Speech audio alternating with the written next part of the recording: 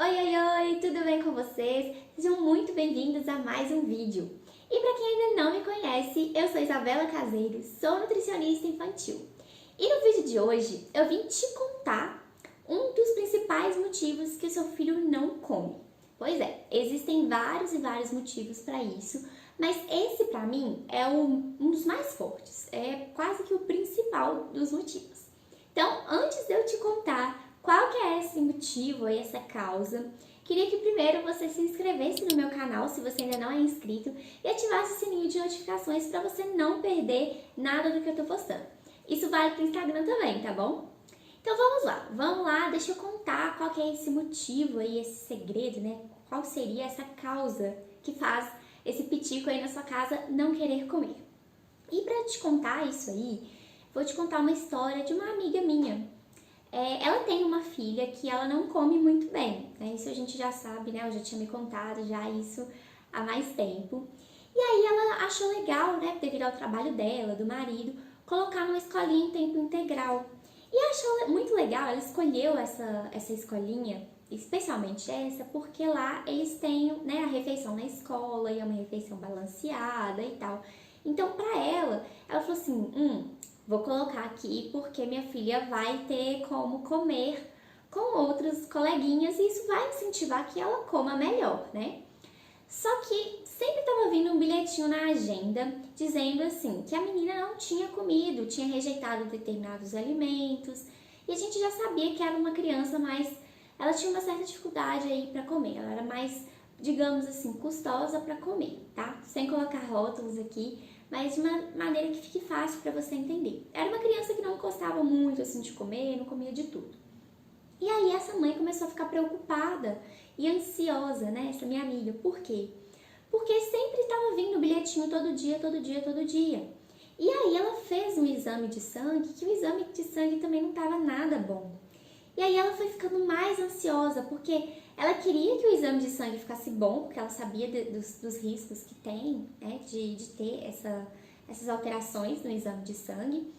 E não conseguia fazer a filha comer. E aí ela me procurou, né, pedindo ajuda aí, de amizade mesmo, coisas de amiga, enfim, e falou assim, me ajuda, por favor, Bela, porque eu não sei o que fazer. E aí ela veio me contar uma cena que aconteceu na casa dela recentemente também. De tanto ela receber esses bilhetinhos na agenda, e junto com esse resultado desse exame que assustou a ela falou assim, eu tenho que dar um jeito. E aí ela começou a ameaçar a filha dela de que se ela não comesse a comida da escola, ela também não poderia levar algum lanchinho de casa. Então ela ia ficar com fome na escola, porque ela também não ia mais mandar, a mãe, né? Não ia mais mandar lanche nenhum pra escola. Isso ela fez, gente, não foi por mal, tá bom? Não é porque ela é uma mãe malvada, não é porque ela é péssima mãe, enfim, não foi por mal. Foi a solução que ela encontrou para fazer, para forçar mesmo, né?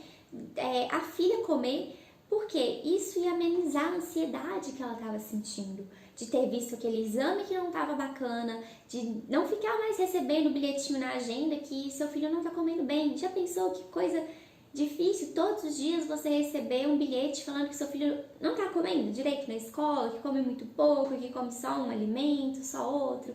Isso é muito frustrante pra gente que é mãe, porque a gente sonha, a gente imagina, a gente quer que nosso filho coma de tudo, coma super bem, compreenda por que tem que comer aquele alimento, enfim, a gente quer isso.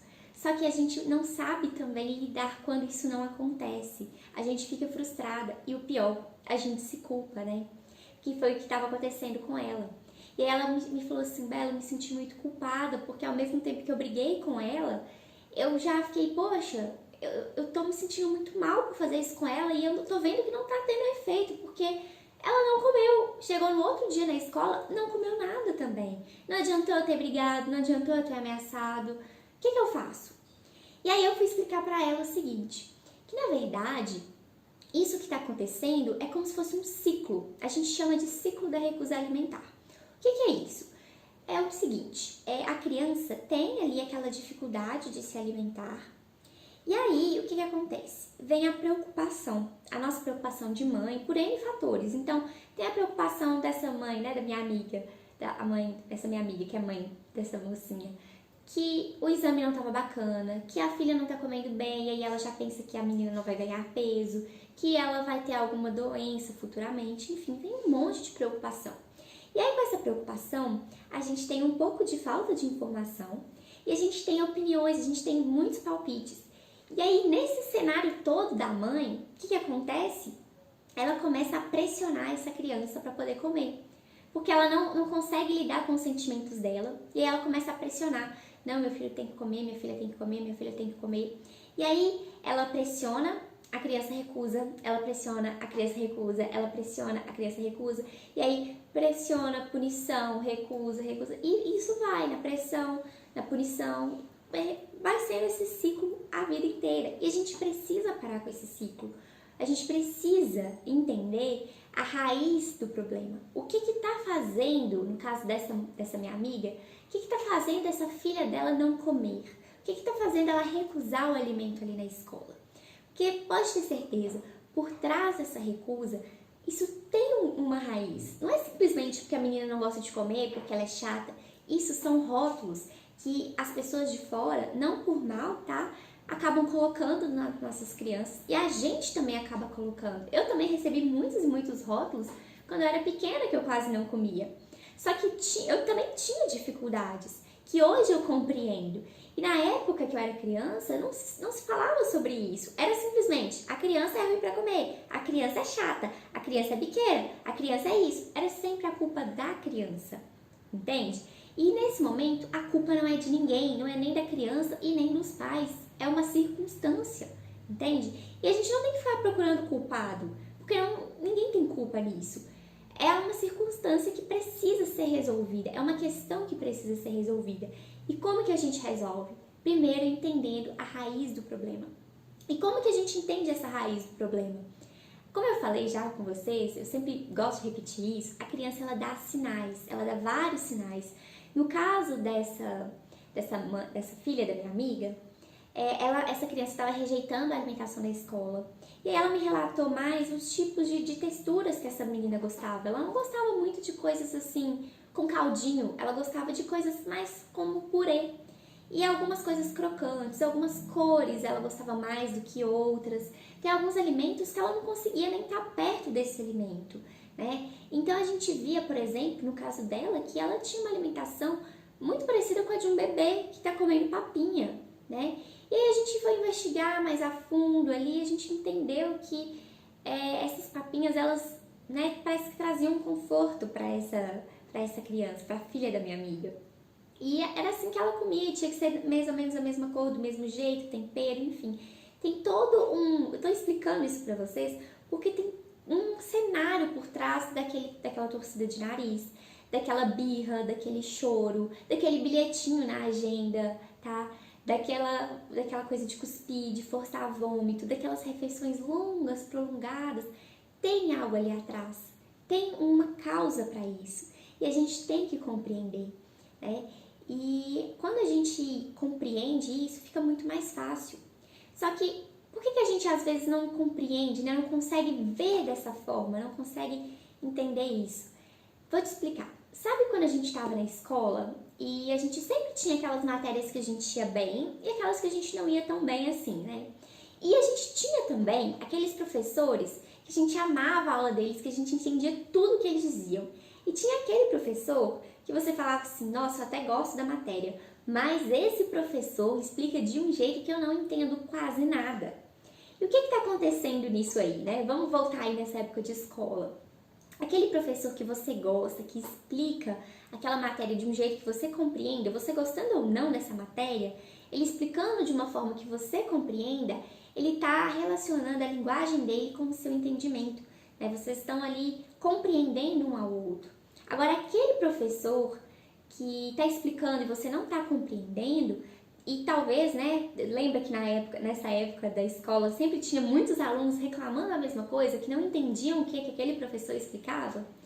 É porque a linguagem daquele professor não estava se adequando ao grau de entendimento da sala, né? Tem cada turma, né, quem é professor sabe, cada turma ela é diferente, ela tem uma forma de agir, enfim, de aprender e tal. Então tem turmas que aprendem mais com o lúdico, tem turmas que são mais sérias, enfim. Quem é o professor sabe melhor sobre isso. E às vezes o que acontece? Aquele professor que está explicando aquela matéria de um jeito que a gente aqui, aluno, não está entendendo, ele não está adequando essa linguagem dele e não está adequando essa linguagem ao nosso entendimento e a gente também não está compreendendo a linguagem deles. Então todo mundo fala, mas ninguém consegue se comunicar. E é mais ou menos isso que está acontecendo quando a criança nos fala o que está acontecendo, né? Lembra quando você às vezes reclamava lá na direção? Nossa, aquele professor tal, ele explica e eu não entendo. Nossa, aquele professor tal é ruim. E não, é uma questão de alinhar a comunicação, de um compreender o outro. E como nós é que somos os maiores, os adultos, nós é que temos de dar esse primeiro passo e compreender e dar suporte para essa criança. Da mesma forma que também seria esse professor dar suporte para esses alunos que não estão compreendendo. E eu tenho certeza que nessa época de escola, depois de alguma reclamação, muitas das vezes esse professor já veio até conversar com a turma para tentar entender o que estava acontecendo, não foi? E vocês foram conversando e chegou uma hora que alinhou um pouquinho mais essas expectativas. Então é mais ou menos isso que está acontecendo. Então nós como cuidadores, como mães, como profissionais também, né? Eu como mãe, como nutricionista, me coloco aqui como profissional que também precisa olhar com amor, com afeto para essa família, para o que essa criança está tentando expressar, para o que essa mãe também está sentindo, porque não é só a criança. Quando eu recebo no meu consultório e até mensagens aqui no WhatsApp, no WhatsApp e no Instagram, o que eu recebo são duas, como se fossem duas versões. E eu tenho que juntar as duas histórias e entender o que está acontecendo com as duas. Sabe quando tem aquela briga de amigas que você vai tentar solucionar, ajudar as duas a solucionar e as duas chegarem num consenso? Ou briga de casal, enfim, sempre que tem alguma discussão, tem algum mediador ali? Então, eu muitas vezes funciono como essa mediadora no consultório. E aí, entendendo o que está acontecendo com os dois e dando afeto para os dois, para essa mãe, para essa família que está ansiosa, que não está entendendo, e para essa criança que está se comunicando, só que ela não sabe se comunicar, não sabe expressar esses sentimentos, como a gente nem sempre sabe, mas a gente já aprendeu a expressar isso melhor, assim a gente consegue. E como que eu consigo isso? Tem várias formas, tem formas de brincadeiras, enfim. Não cabe aqui eu ficar explicando tanto aqui, porque eu estou explicando mais uma forma de ajudar vocês a compreenderem. Mas observe os sinais do seu filho. Se está escondendo de repente comida aqui na boca, né, nas bochechas, se chora, se força vômito, observa as cores dos alimentos, quais alimentos ele consegue ficar perto, quais ele não quer, texturas, cheiros, sabores, enfim. Tem uma infinidade de coisas por trás disso aí. De repente, até um determinado alimento que depois que ele come dá um certo incômodo, pode ser que dê gases, e aí ele começa a compreender que aquele alimento não é tão legal, começa a ter medo. Pode ser também, sabe, uma coisa muito legal da gente compreender, após a criança comer algum alimento e ela ter passado mal, né, de repente de uma diarreia ou vômito, às vezes a criança fica com medo de comer de novo e acontecer aquilo de novo. Então pode ser isso também e a gente tem que trabalhar nessa causa, nessa raiz do problema. E aí é onde eu também entro para auxiliar vocês nisso daí, ou eu ou outro profissional, com certeza, né, outro nutricionista, enfim. Mas é aí onde que a gente entra para auxiliar vocês quando vocês também não estão conseguindo mais essa ajuda. Então procure um profissional se você está percebendo que o seu filho está assim.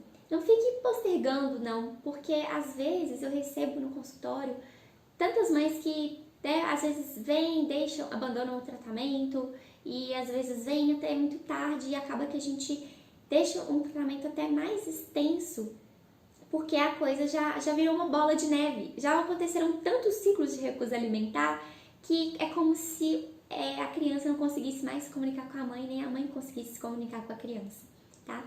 Então, se você está passando por isso aí na sua casa, eu queria te fazer essa pergunta. Você passa por isso aí? Conta aqui pra mim nos comentários se você passa por isso, porque quero saber se realmente essas estatísticas aí de que pelo menos 50% das crianças de hoje em dia tem essas dificuldades alimentares. Quero saber entre vocês aí que me acompanham se vocês estão dentro dessas estatísticas aí que eu andei lendo ou não, tá bom?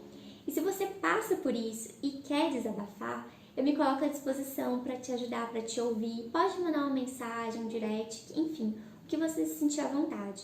O meu objetivo aqui é dar a mão para você, não é julgar. Eu sempre falo com meus pacientes nas primeiras consultas, olha, eu quero te dar a mão, pode falar o que você quiser, eu não estou aqui para te julgar, eu estou para te ajudar. Embora eu seja nutricionista, e a gente tem aquela ideia de que, nutricionista vai puxar minha orelha. Não, eu não acho que essa forma de trabalhar, de puxar a orelha, é eficaz. Pelo menos não é o que eu acredito, tá bom? Então, sinta-se à vontade, se você quiser se abrir e conversar comigo. Vai ser um prazer enorme te ouvir e poder te ajudar, tá bom? E se você gostou desse vídeo, já sabe, né? Aproveita para curtir, compartilhar com o papai, com a titia, com alguém da família, com aquela amiga que de repente tem uma criança que também tá assim, igual a mãe, com essa minha amiga, né, que tem uma filhinha com essa dificuldade alimentar. Compartilha esse vídeo com ela aí, que eu tenho certeza que você conhece uma mãe que está preocupada aí com a alimentação dos filhos. E se você não é inscrito no meu canal, aproveita para se inscrever. Me segue nas redes sociais também, eu sempre deixo aqui embaixo as minhas redes sociais. Lá eu sempre posto muitas coisas legais, muita coisa pra gente complementar o que a gente já conversa aqui nos vídeos, tá bom? E esse foi o vídeo de hoje. Eu espero você no próximo vídeo. Com amor em cuidar, Bela!